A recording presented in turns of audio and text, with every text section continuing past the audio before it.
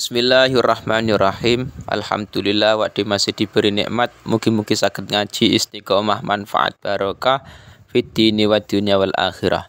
Bismillahirrahmanirrahim. Qauluhu wala yas'alu al mudda'a alaih illa ba'da kamalid dakwah. Ini membahas masalah permasalahan dalam pengadilan yang nantinya ada qadhi dan ada orang yang terdakwa dan lain-lain nanti. Akan dibahas nanti permasalahan-permasalahan ini yang tidak boleh dilakukan oleh seorang qadhi atau hakim. Qauluhu wala yas'alu lan ora kena takon sapa qadhi al mudda'a alaih ing wong kang didakwa. Ora oleh takon illa ba'da kamali dakwah kejaba ing dalem sakwuse sempurnane pendakwaan. Seorang qadhi tidak boleh bertanya kepada mudda'a alaih, orang yang didakwah. Jadi ada orang yang mendakwa, ada orang yang terdakwa atau didakwa. Itu tidak boleh seorang qadhi bertanya kecuali sempurnane pendakwaan tersebut. Jadi ketika pendakwaan sudah sempurna, lah nanti seorang qadhi boleh bertanya kepada mudda'a alaih. Kalau belum, maka belum bisa seorang qadhi bertanya kepada mudda'a alaih. Wala yuhallifuhu lan ora sumpah nyumpahake sapa qadhi hu ing mudda'a alaih illa ba'da su'alil mudda'i kejaba ing dalem sakwuse permintaane atau penyuwune mudda'i. Jadi dalam pendakwaan sendiri itu nanti seorang qadhi tidak boleh menyumpah kepada mudda'a alaih orang yang didakwa kecuali atas permintaan dari mudda'i. Jadi ngeten, dalam permasalahan di masyarakat kita itu dakwah atau pendakwaan itu memang biasanya kadang terjadi. Misalkan Zaid mendakwa kepada Umar masalah uang 500.000 misalkan. Jadi ada orang yang mendakwa, ada orang yang didakwa. Nah, nanti masuk ke meja pengadilan. Nah, nanti yang dipermasalahkan di situ. Seorang qadhi tidak boleh melakukan inilah. Salah satunya adalah menyumpah mudda'a alaih. Menyumpah permasalahan uang 500.000 tadi. Nah, kecuali tidak boleh menyumpah kecuali sesudah permintaan dari mudda'i. Jadi mudda'i orang yang mendakwa bahwa uang 500.000 atau 500 juta lah, 500 juta misalkan. Terus masalah uang 500 juta didakwakan kepada Zaid. Nah, Zaid iki orang yang sebagai terdakwa bisa disumpah oleh qadhi ketika memang pendakwaan tersebut ketika memang dari mudda'i itu sudah meminta untuk menyumpah kepada orang yang didakwah. Nah, itu enggak masalah umum. Qalu wala yulakinuhu lan ora kena mulang sapa qadhi khosman ing musuh hujatan ing hujah. Jadi seorang qadhi tidak boleh mengajarkan hujah kepada pihak yang terperkara. Jadi Zaid yang terdakwa uang 500 juta misalkan iku tidak boleh seorang qadhi memberikan hujah kepada dia. Jadi wes pokoknya qadhi hanya menjalankan tugas, nek memang itu perlu disumpah, nanti disumpah setelah permintaan dari mudda'i. Ketika memang itu perlu ditanyai, maka mudda'a alaih atau Zaid orang yang didakwa 500 juta ini, maka diberi pertanyaan ketika sudah sempurnanya pendakwaan.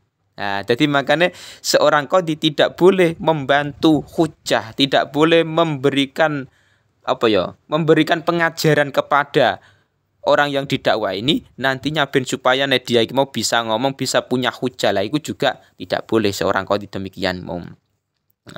Qaluhu sing keempat, wala yufhimuhu lan ora kena mahamake sapa qadhi hu ing mudda'a alaih kalaman ing omongan. Jadi seorang qadhi tidak boleh menunjukkan perkataan kepada orang yang didakwah, mengajari kepada orang yang didakwa iki mau. Itu juga nantinya bermasalah imam. Walayata'anatu lan ora kena ngengel-ngengel sapa qadhi bisyuhada'i kelan pira-pira saksi. Jadi dalam kasus persidangan pengadilan itu ada orang yang didakwa atau mudda'a alaih, ada orang yang mendakwa yaitu mudda'i, ada saksi. Nah, ini penting. Jadi dalam persidangan di pengadilan itu biasa nih harus adanya saksi-saksi. Nah, nanti untuk memperkuat dirinya itu mau. Lah, ketika seorang qadhi yang sebagai orang yang memutuskan nantinya kok mengangel-ngangel atau mempersulit saksi-saksi ini, itu tidak boleh. Nah, itu nggak boleh. Jadi seorang qadhi tidak boleh mempersulit seorang saksi-saksi ki mau. Jadi beberapa saksi lah dipersulit oleh qadhi itu tidak boleh. Lah, saksi itu penting sekali dalam kasus pengadilan. Makanya ketika sampai di masyarakat punya kasus misalkan dakwah uang 500 juta atau misalkan rumah atau tanah. Nah, kasus pendakwaan yang demikian itu perlu yang namanya saksi untuk memperkuat sampean ketika di pengadilan agama. Ketika di pengadilan itu harus diperkuat dengan saksi-saksi mau. Qalu walayak balu lan ora nerima sapa qadhi asyhadata ing persaksian illa miman kejaba saking wong sabatat ingkang tetep apa adalatuhu apa adile man. Jadi dalam persidangan sendiri, dalam pengadilan sendiri, iku seorang qadhi tidak boleh menerima persaksian kecuali dari orang yang benar-benar sifat adil. Punya sifat adil. Jadi artinya ngeten, dalam kasus pengadilan sendiri, qadhi hanya bisa menerima syahadah atau persaksian kalau memang itu dari orang yang adil. Nah, ini yang repot di zaman sekarang, orang yang benar-benar adil sangat-sangat susah mau. Karena di zaman sekarang kadang amit sewu, kadang ada saksi yang namanya saksi palsu.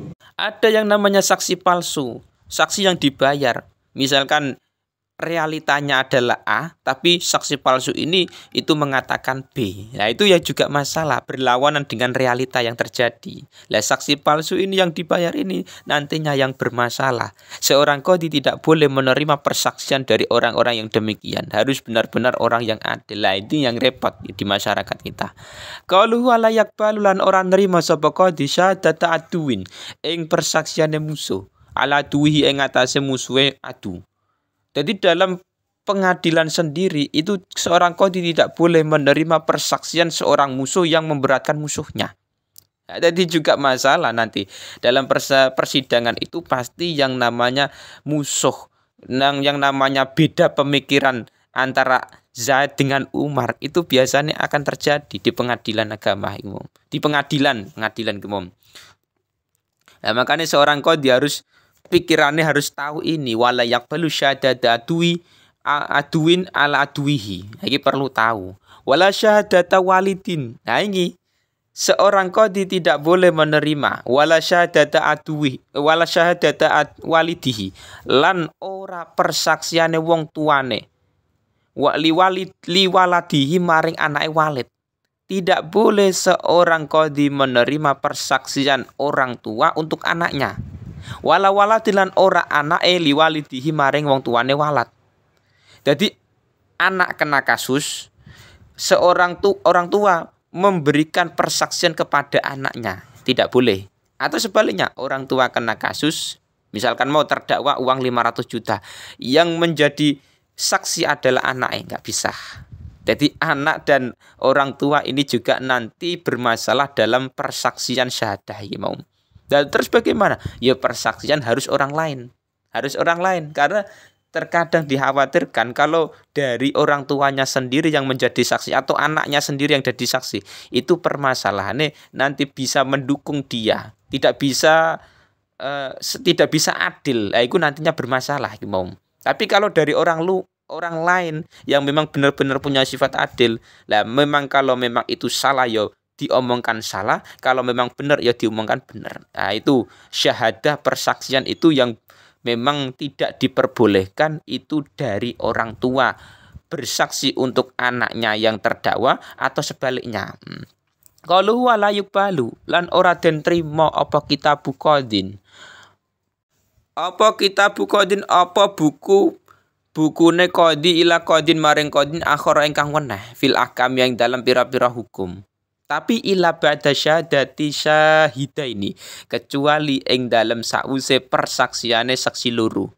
Ya syahadani ingkang nekseni sapa saksi loro bima kelawan perkara fihi kang tetep ing dalem kitab. Jadi memang tidak diperbolehkan dalam urusan permasalahan di pengadilan itu seorang qadhi itu menerima buku catatan persaksian kepada qadhi yang lain, kecuali ya iki adanya persaksian dari 2 orang saksi yang bersaksi terhadap qadhi yang iki mau. Nah, jadi ngeten.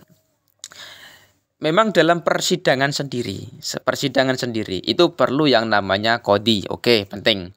Qadhi nanti yang memutuskan. Nah, terus juga ada yang namanya saksi. Saksi inilah yang memperkuat nanti permasalahan di persidangan ini, yang menang siapa, yang kalah siapa. Zaid sebagai terdakwa, Umar sebagai orang yang mendakwa, nanti yang benar siapa, yang dihukum salah siapa. Nah, ini juga perlu yang namanya saksi nanti. Nah, saksi sendiri itu beda-beda. Ada yang terjadi saksi karena kasus uang tadi 500 juta. Jadi benar-benar ini Zaid adalah orang yang salah, terdakwa kasus uang 500 juta misalkan. Atau misalkan kasus dalam hal perzinahan. Saksi dalam zina, itu juga beda lagi. Nanti 4 orang saksi. Nah, dan itu harus laki-laki.